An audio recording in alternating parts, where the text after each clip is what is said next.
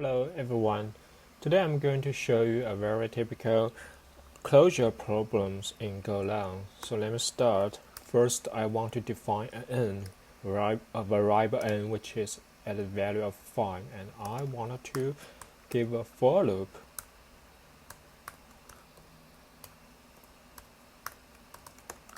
So in each for loop, what I want to do is to append something to a slice which is called the functions.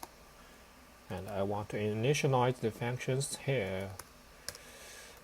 So here, and I want to append something to it. And what I want to append is a function without the parameters and without the return values. And here, and I want to do is to output the value of I here. And what I want, the result that I want is output from the 0 to 5 as long as with the for loop of the I here. So let me run the test and define another for loop, and in each for loop I wanted to take out the element of the function slice, and because the element is a type of function, so I can run it directly. So let me run the functions, and unfortunately what the result that I got is the output which is from the 555 to 55, is not from the 0 to 4. So let me explain the reason directly here. This is a slide that I created a moment before, and what the I that we want to output here is the value of the I here, because in the function the I will treat the closest I which the function locates at, and in this case the closest I is I here. And the feature of the Go is that the for loop will use the I that share the same address. So if we output the address of the I in each for loop, we will get the same memory address, just like this. And because the I will share the same address, the I in our function will also trace this I that is in the same address. And we know that we don't run the function immediately when we add the functions in the function slice. We will run the functions after the appendix is finished. So the time we run the element of the functions and the time we append the element of the functions is a different time. So at the time we run the element in the function slice, is that the I has already been increased to the 5, and the closure has been generated.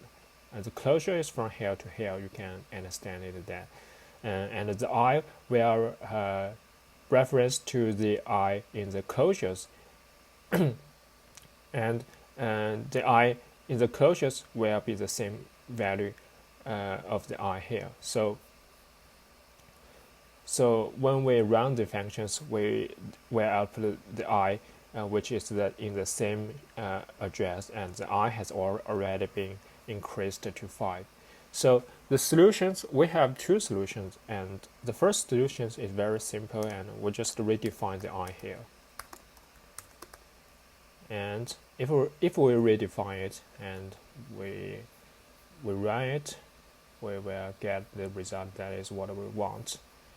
And before we redefine the I here, let me first output the I in the for loop. And we know that each of the for loop, the I will share the same memory address.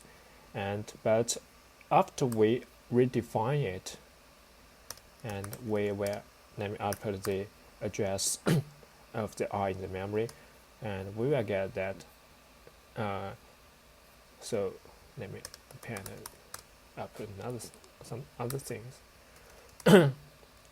So here is a redefinition I, and we can see that each I after redefinition will get the different memory address, but before the redefinitions, each I will get the same memory address. So this is the point is that the address of the I has been changed because the I will another I will be created in the memory, and our function will trace the redefined I, which is a new memory space in the memory.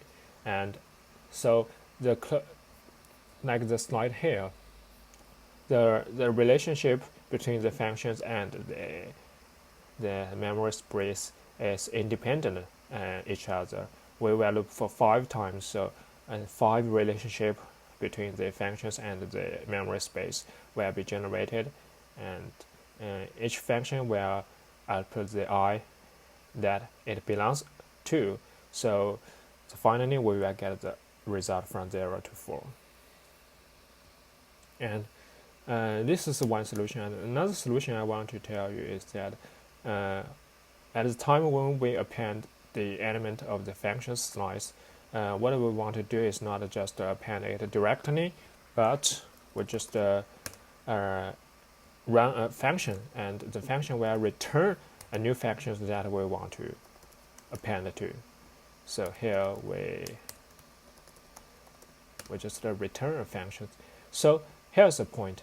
Let me call the function here is a function A, which will be run immediately at the time of the appendance, and the function B will be declared here, which is a return functions. And in the function A, I want to run it with the parameters, which is I, and he will receive the parameters of I, which is int type.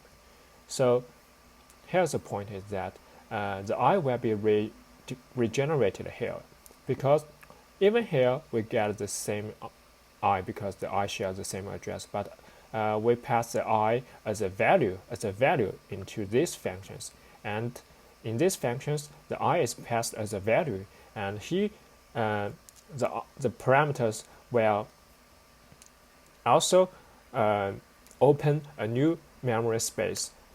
So if we output the I here, we will see that the address of the I in the function A is absolutely different with each other.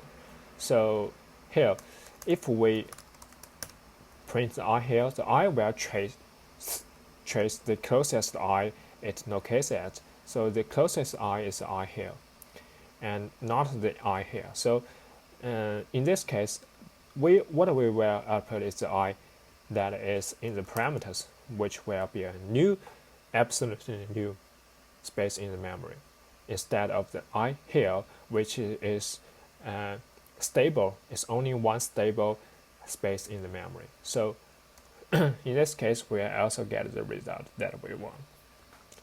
So in this case, we will also get the 5 independent relationships between the elements of the functions and the memory address of the I. So that is what I want to show you. The first solution is redefine the I in the for loop. The second solution is just to create a closure by running a new function and return the function that we really want. So that is what I want to share with you today, and thanks for watching, and see you next time.